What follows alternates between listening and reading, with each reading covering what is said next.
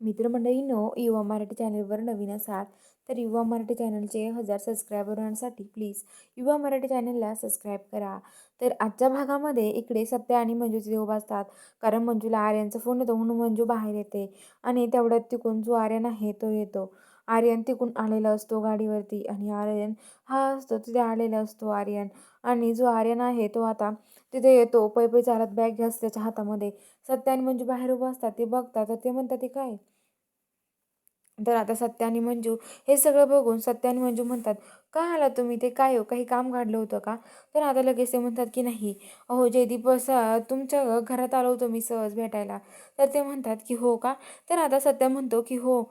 सत्या म्हणतो की "या ना आतमध्ये." तर आता तो म्हणतो की तुम्ही काही टेन्शनमध्ये आहे का?" असं विचारतात. तर ते म्हणतात की "नाही, अहो काही टेन्शनमध्ये नाही आहे." तर आता लगेच तो म्हणतो की "हो, अहो तो माणूस आहे ना वाघमाऱ्यांना खूप त्रास देतो आणि वाघमाऱ्यांना त्रास देतो पण तुम्हाला नाही माहिती तो काय करतोय.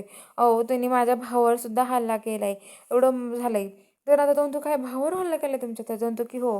तर तो म्हणतो, "चला मी शोधून काढतो तो बघतो माझ्याकडे लॅपटॉपमध्ये. मी शोधून काढतो कोण आहे कोण नाही तो." तर तो म्हणतो की "चला ठीक आहे." घरात घरात येतो. अमृता तिथे येते. अमृता आईला बोलवते. म्हणते की "आई बघ ना, अगं ही परत आले. यांनीच मला किराणा ते घेऊन दिले तर का खूप चांगले आहेत." तर ते म्हणते, "बसा बसा मी तुमच्यासाठी काहीतरी आणते." आणि तिथे तो बसतो. आणि तो तिथे आता कॉम्प्युटर, मोबाईल, टी-व्ही ते जोडायला सुरुवात करतो. तेवढ्यात आता जी सपना आहे ती म्हणते, "काय हे पिक्चर दाखवणार आहे का आपल्याला इथे?" तर आता तो म्हणतो की "नाही, पिक्चर नाही दाखवणार मी ते. मी दाखवणार आहे की जयदीप सरांसोबत वाघमाऱ्यांसोबत कोणी केलं ना हे सांगणार आहे." तर ते म्हणतात, "ठीक आहे." तर आता लगेच सपना खूप खुश होते आणि रूममध्ये पळत जाते. तर इकडे तो माणूस शोधत असतो. अमृता म्हणते की तर आता लगेच जो आर्यन आहे तो म्हणत असतो की "हे बघा तुम्हाला माहिती आहे का?" आता जो आर्यन आहे तो म्हणत असतो की तुम्ही त्या माणसासोबत व्यवस्थित बोला, जरा लय रागेत नका बोलू. तर आता अमृता म्हणते, "तुम्हाला कसं काय कळलं? अहो तुम्हाला कसं काय समजलं की ती रागेत बोलते म्हणून फोनवर? अहो तुम्हाला कसं काय समजू शकतंय?" तर आता म्हणतं की "असं काय मग आवडते जे व्यक्ती आवडत नाही त्याच्यासोबत रागतच बोलेल ना, असं थोडी बोलणार आहे कोणी." असं म्हणत असतात. तर आता ते म्हणतात ठीक आहे. तर इकडं आता जी सपनी आहे ती रूममध्ये मम्मी साहेबांच्या पळत येते आणि म्हणते की "तुम्हाला माहिती आहे का?"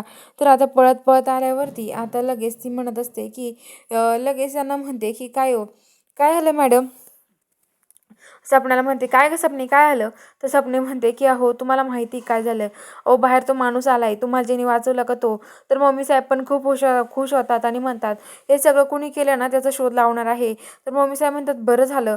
ते नेबरचं नेमकं काय चाललंय ना हे तरी कळेल. पहिलं तिचा आशिक आहे का कोण आहे आपल्याला तरी काय माहिती, ते शोधून काढता येईल." असं म्हणतात. तर इकडं जो माणूस आहे आर्यन तो शोधत असतो की हे सगळं कुणी केलं आहे.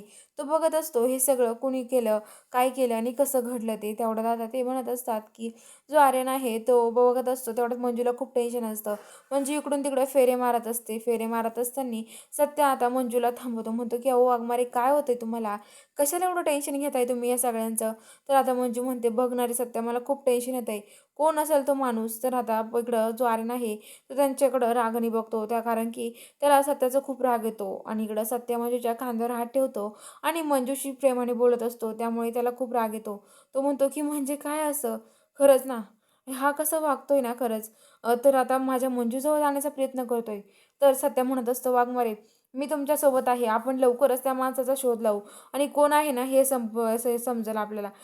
आपण दोघं एकत्र असल्यावर आणि सोबत असल्यावरती कशाची काळजी करायचं टेन्शन नाही." असं म्हणतात. तर बघूया आता पुढील भागात नक्की काय घडणार आहे हे बघायला आपल्या चॅनलला लवकरात लवकर सबस्क्राईब करून घ्या.